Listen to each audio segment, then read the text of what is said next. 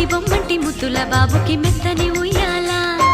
పొత్తిళ్లలోని పున్నమి రాజుకు పువ్వుల ఉయ్యాల ఊరంతా చేరి ఉప్పొంగిపోయే పండుగ అయ్యేలా మా కంటి పాపకి జోజోలు పాడే